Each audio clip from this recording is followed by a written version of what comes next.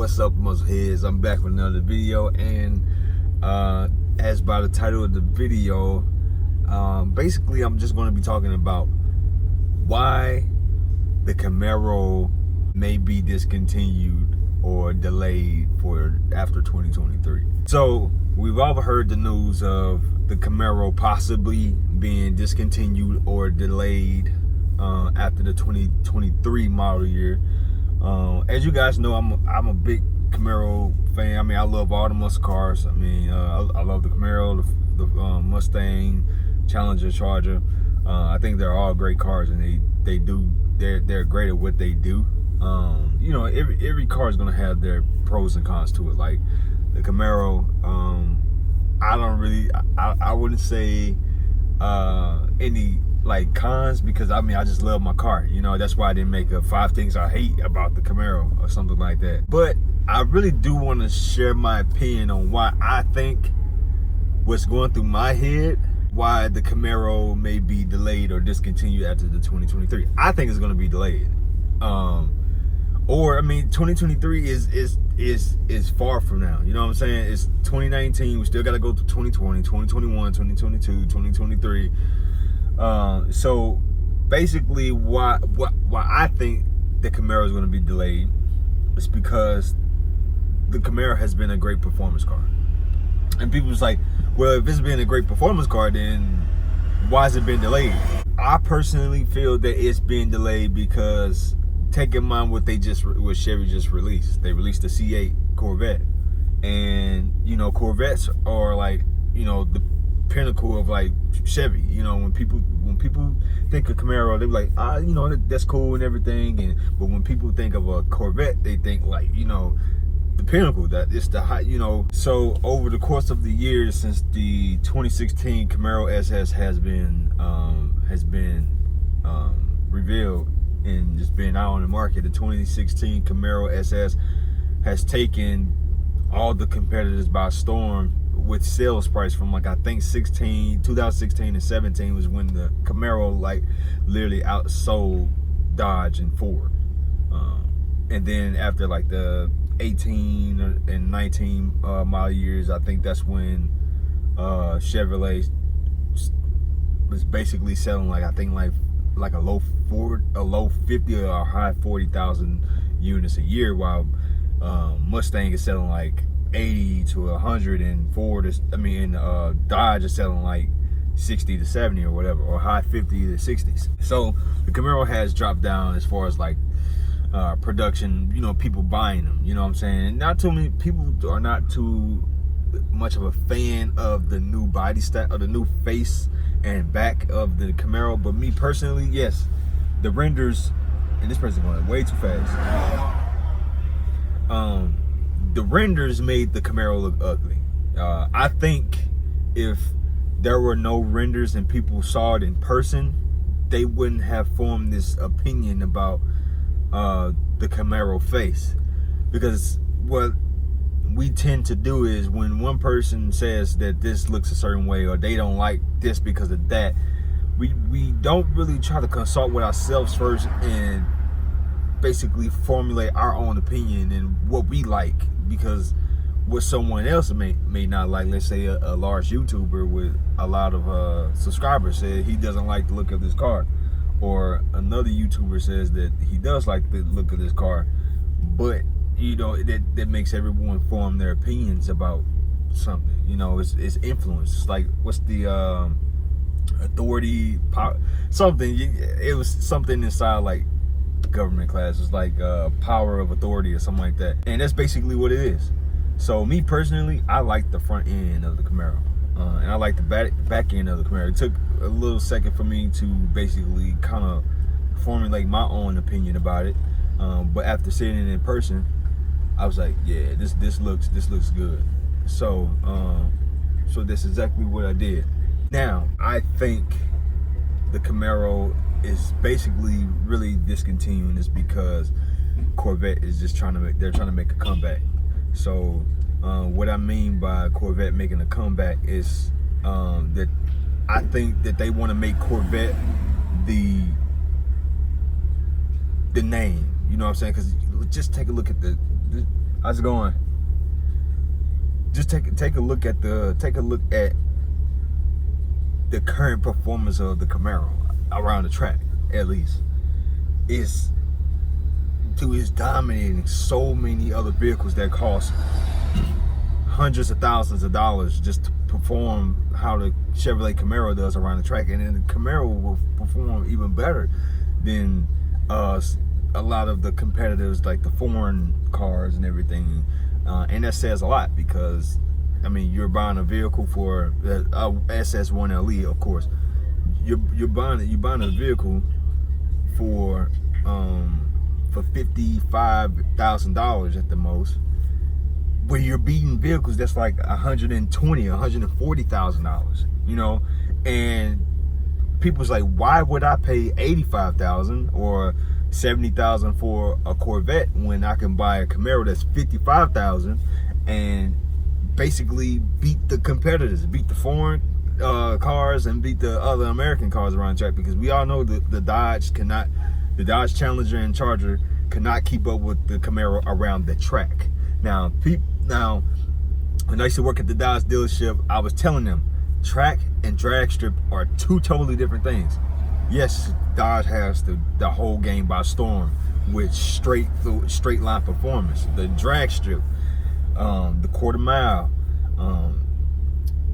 But if we're talking in the sense of a track, going around the track, Dodge and Ford Mustang cannot compete with the Camaro SS1LE or the ZL1LE. For that matter, you spend what, 70 grand for a low 70, mid 70 for a ZL1, and I mean, and you just man, it's amazing. You can basically outperform vehicles that cost hundreds of thousands of dollars for tens of thousands of dollars. And take a look at what I said about that they want to make the Corvette the name of Chevy again. They want to make it the pinnacle. They want to bring it up top if they were to delay or discontinue the Camaro, because now they have the C8, the 2020 C8 Corvette that starts at $59,995. Is probably going to be like maybe 3.2, I'm guessing, because you got to factor in that you got all the other aerodynamics, the tires and whatnot, whatever that comes on the higher models C8. And shout out to Engineer Explain, because I was watching the video, and he basically correct me if I'm wrong, the Z51, he basically did kind of the engineering aspect of everything, teaching us how it would be able to do that 0 to 60 in less than 3 seconds.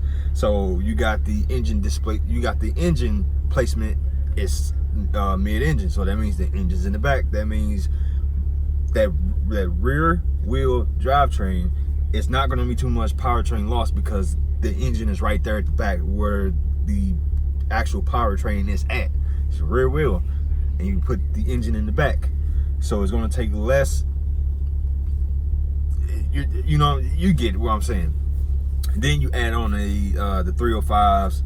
I think that's what they come with, 305s. And then you just add all the other aspects with the dual clutch transmission. So when you got your odd, you have your, let's just say like this. So you have your even gears right here, and you have your odd gears up here. So it's like this.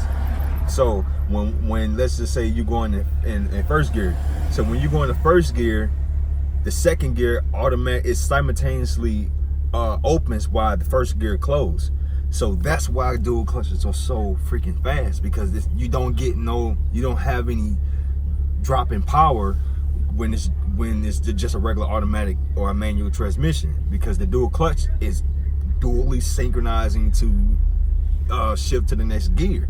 You know, you don't lose that power from switching from first, second, third, fourth, fifth, sixth, seven, eight, nine, whatever how many gears it has. I know it's probably gonna have 8, but that'd be dope if it had 10 though. I don't know, but since you have those simultaneously open while one closes, you're never losing power.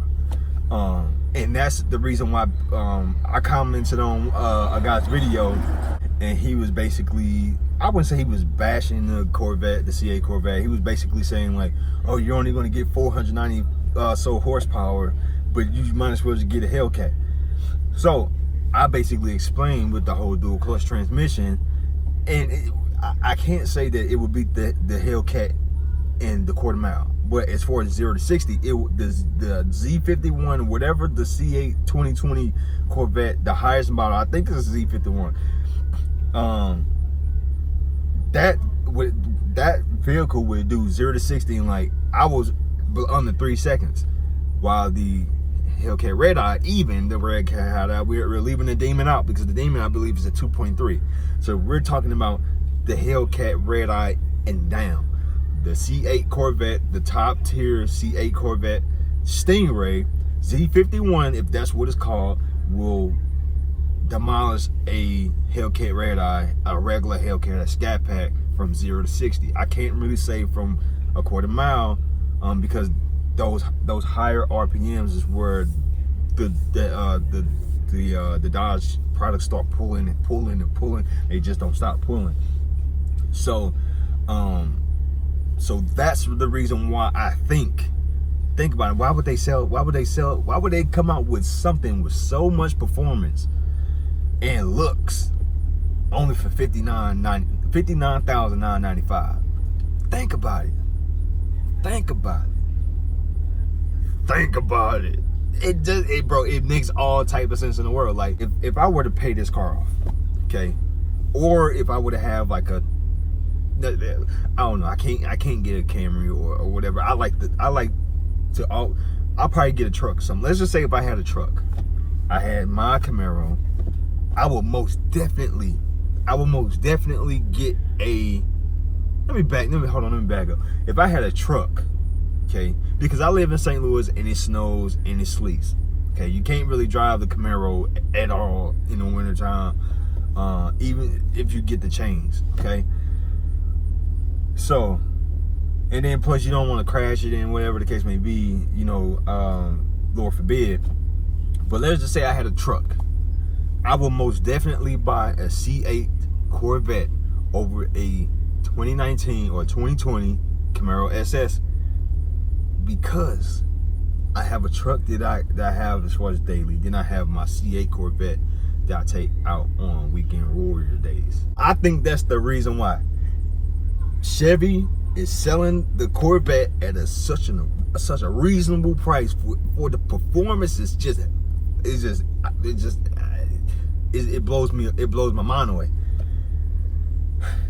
And then you know, basically that people who like the track and everything, that they're basically gonna get the, just imagine you got the Z51, if I'm saying that correctly. You got the Z51, and I got this pimple right here, but hey, let's get that out the way.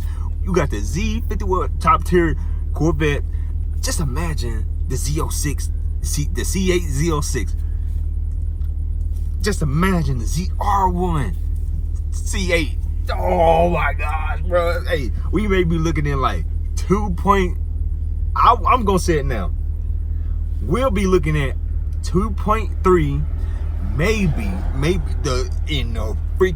the best conditions ever, 2.2.